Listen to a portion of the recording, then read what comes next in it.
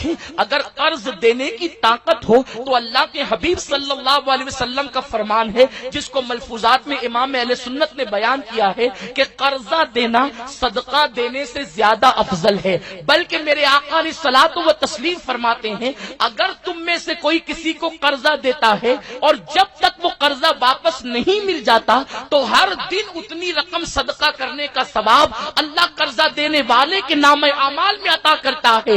یعنی اگر تم نے کسی کو 50 روپے دیے، 200 روپے دیے یا 500 روپے دیے تو جب تک وہ 500 واپس نہیں آئیں گے اللہ رب العزت کے فرشتے ہر دن 500 کا صدقہ تمہارے اعمال میں لکھتے رہیں گے. ذرا سوچو تو صحیح. امام اہل سنت نے اپنے دور میں کہا تھا اگر ہم نے 200 کسی کو دے دیا تو جب تک واپس نہیں آتے 200 کا صدقہ روزانہ ہمارے نام اعمال میں لکھا جائے گا. امام فرماتے ہیں کس میں طاقت ہے روزانہ 200 روپے صدقہ دے؟ یعنی اس دور میں جبکہ 4 آنے کے اندر مہینے بھر کا سامان آ جاتا تھا اس وقت امام نے فرمایا کس کی طاقت ہے کہ 200 روپے صدقہ کرے؟ اللہ اکبر. تو صدقے سے افضل قرض دینا ہے، اس لیے کہ بھکاری ہر دن مانگنے آتے ہیں، ضرورت ہو تو مانگتے ہیں، ضرورت نہ ہو تو مانگتے ہیں. لیکن اللہ اکبر قرض دار اسی وقت قرضہ مانگتا ہے جب اس کو اشد ضرورت پڑتی ہے. اگر قرضے کو عام کر دیا جائے تو سود پر کنٹرول کیا جا سکتا ہے. میرے پیارے آقا صلی اللہ علیہ وسلم کے پیارے دیوانوں،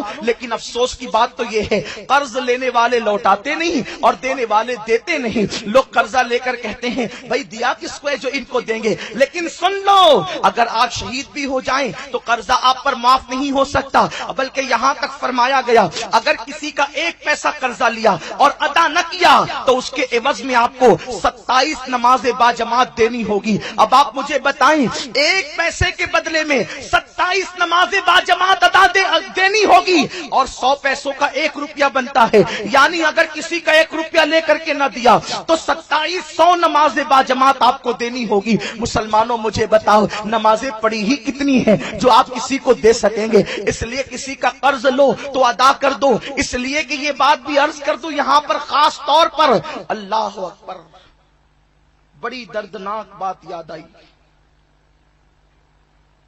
ایک جنازے میں اللہ کے حبیب تشریف لے گئے.